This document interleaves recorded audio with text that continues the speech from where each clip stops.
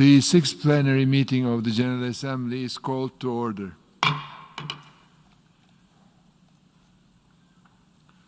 I now give the floor to the distinguished representative of Bosnia and Herzegovina to introduce an address by the head of state. Mr. President, Mr. Secretary General, Excellencies, ladies and gentlemen, I have the distinguished honor to introduce the pre-recorded statement by His Excellency Mr. Šefik Džaferović, Chairman of the Presidency of Bosnia and Herzegovina.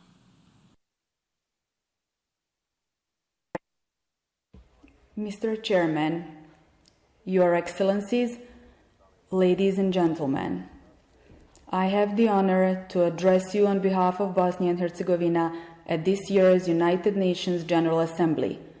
Although we did not have the opportunity to gather at the UN headquarters due to the extraordinary circumstances caused by the health crisis, it is extremely important that we exchange experiences and opinions in this manner and maintain the continuity of the UN General Assembly sessions.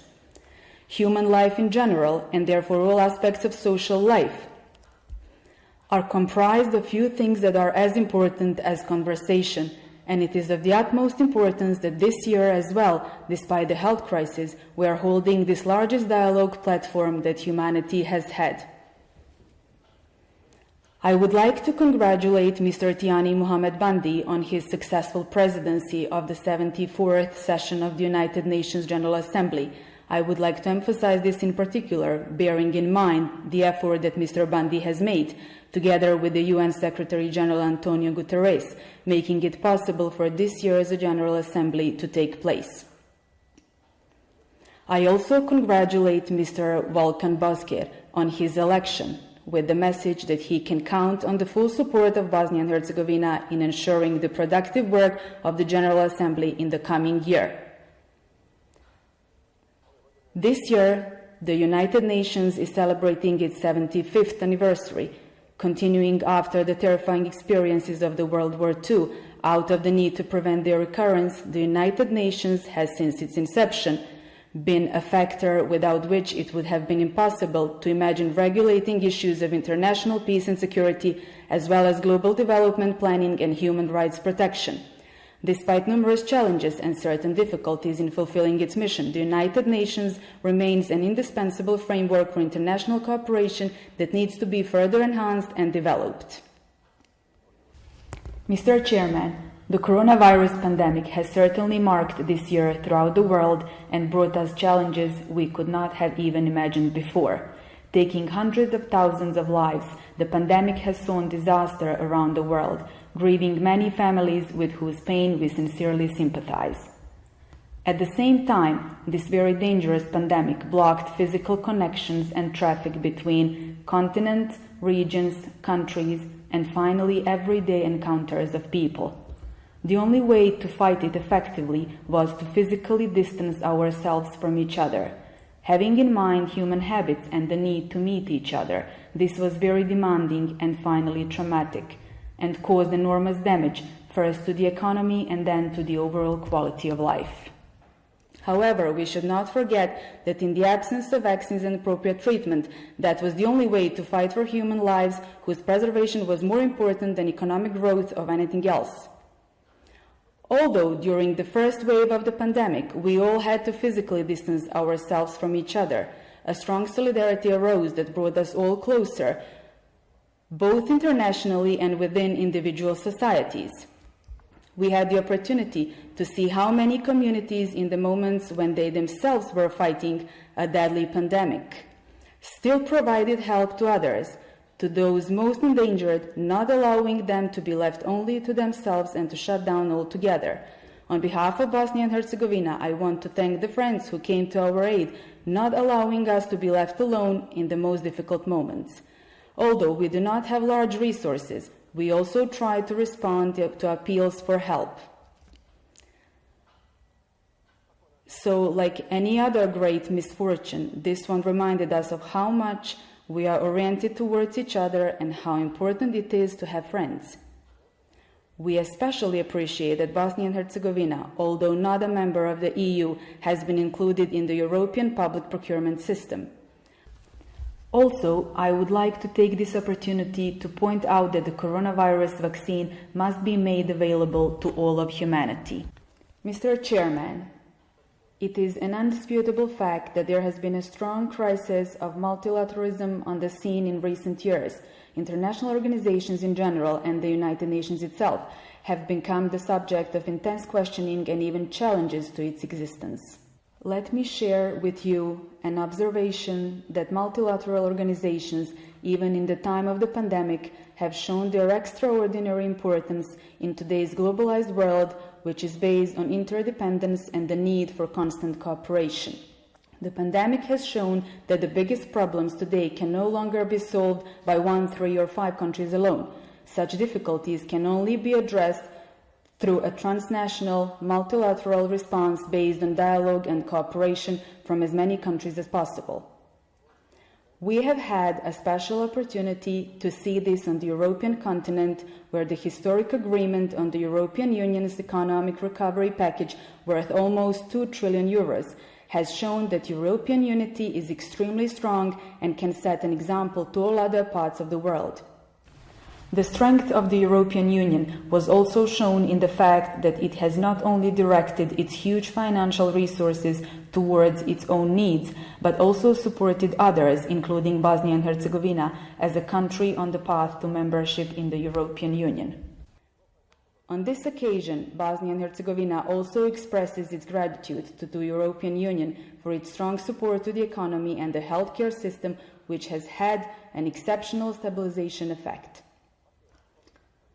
The European Union's aid package to Bosnia and Herzegovina, worth a total of 300 million euros for the purpose of mitigating the economic consequences of the pandemic, has certainly further strengthened our commitment to European integration and at the same time ensuring stability in the immediate neighborhood. Mr. Chairman, at the end of this year, it will be 25 years since the signing of the Dayton Peace Agreement, which stopped the war in Bosnia and Herzegovina. Although at the time of its conclusion, this agreement seemed fragile and perhaps even unsustainable, it nevertheless proved to be a very strong and resilient stabilization framework that managed to withstand a number of challenges. The main problem with the Dayton Peace Agreement is that some parts of it have not been implemented at all, and some have been only partially implemented. Annex 4, also known as the Constitution of Bosnia and Herzegovina, implied full implementation of the entire agreement. This shortcoming must be remedied. The Dayton Agreement must be fully implemented. All decisions of international courts must be respected, and equal rights must be ensured for all citizens in accordance with the European Convention on Human Rights. This is especially true for displaced persons who have returned to pre-war places of residence. Bosnia and Herzegovina has been living in peace for 25 years, and this has been of immeasurable importance, having in mind our experience in the 1990s, as well as the experience of numerous crisis hotspots that are active in the world right now. However, when we talk about the shortcomings of the Dayton Peace Agreement, we should never forget that this was a peace agreement whose primary goal was not to ensure the application of sophisticated constitutional standards, and it is quite natural that it needs an upgrade that is possible only with broad political consensus. It is very important that all relevant political entities in our country are deeply aware of the fact that the foundations of the Dayton Peace Agreement can be changed only through a broad consensus and consent of all.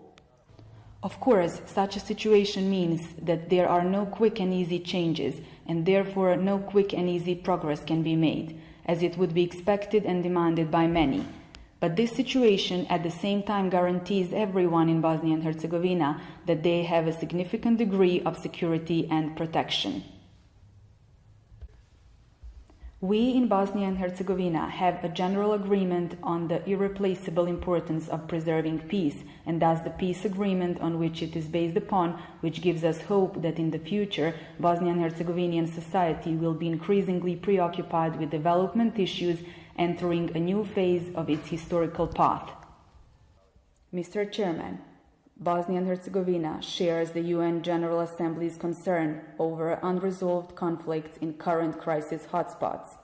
We give our full support to the call of the UN Secretary General Antonio Guterres for an end to the conflicts in the world after the escalation of the coronavirus pandemic. Although there has been a decrease in violence in Syria in the recent period, we are aware of the fact that the conflict continues in sporadic forms, and the extremely difficult humanitarian situation of internally displaced persons in Syria is of particular concern. We are concerned that no progress has been made in the ending the conflicts in Libya, Yemen, and Ukraine, and we call for more intensive involvement of the international community in order to bring about a lasting end to those conflicts. Bosnia and Herzegovina believes that ensuring lasting peace and stability in relations between Israel and Palestine is possible only through diplomatic efforts within the framework of international law, and we give our full support to such efforts.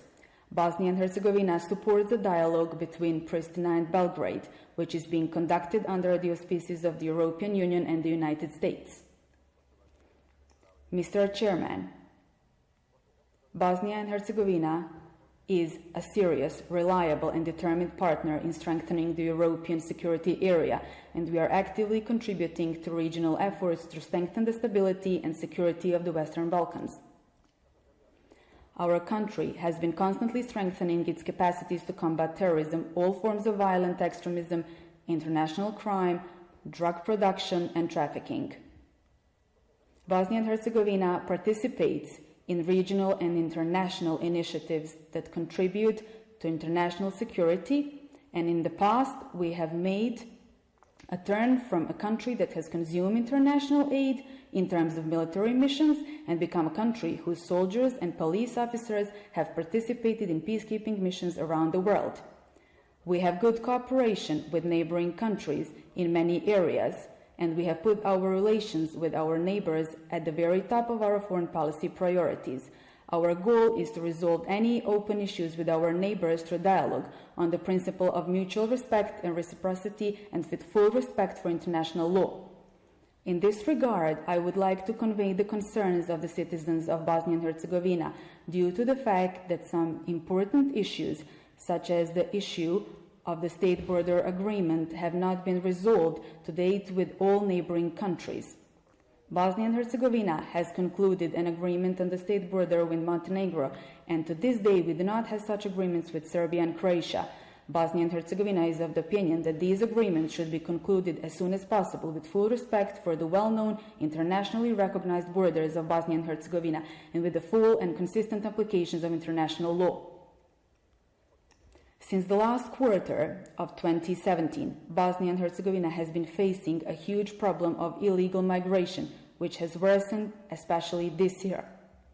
Due to the closure of the remaining migrant routes, most migrants coming from the Middle East heading towards the countries of the European Union pass through the territory of Bosnia and Herzegovina, representing huge security and humanitarian problem for which our country does not have enough resources.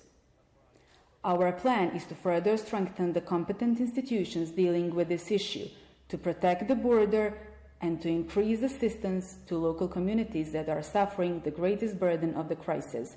But in order to completely solve this problem, we need much greater support from the European Union, as well as cooperation with the migrant countries of origin.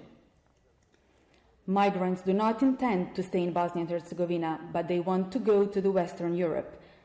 They enter the region of the Western Balkans and even Bosnia and Herzegovina from the European Union, and then they encounter the barrier on the western border of Bosnia and Herzegovina, and they stay in Bosnia and Herzegovina unnecessarily, which is a huge problem for us.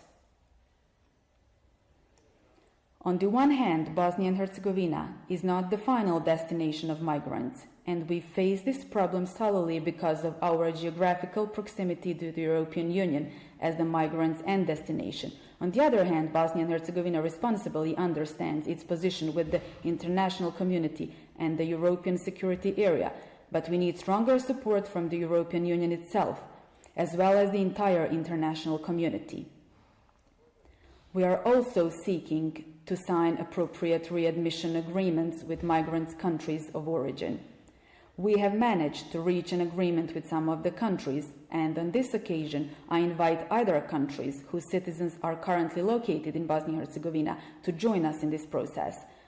One of the huge social problems in Bosnia and Herzegovina is the emigration of our young educated people. Struggling with their own demographic deficit, the developed countries of the European Union are attracting young and educated people from Bosnia and Herzegovina, offering them much more favorable business and the overall life opportunities in their organized social systems. The only way to effectively counter this trend is to build a society based on the principle of equal opportunities, political stability and legal security, where it would be possible for young people to plan for their future. We are slowly but surely approaching this goal thanks to the particularly credible perspective of membership in the European Union. In this regard, we have started implementing the obligations from the opinion of the European Commission on Bosnia and Herzegovina's application for membership, and we expect that the competent institutions will fulfill the full set of obligations as soon as possible in the coming period. Also, it is equally important to continue to fulfill obligations that Bosnia and Herzegovina has undertaken in relation to the North Atlantic Treaty Organization by unreservedly supporting all laws and decisions made by the institutions of Bosnia and Herzegovina on this matter. Despite the difficulties in its functioning, Bosnia and Herzegovina is progressing slowly, and our ultimate commitment remains to build a secure, stable and prosperous country, which, as an equal member of the international community, will contribute to the security and prosperity of our global community. Thank you.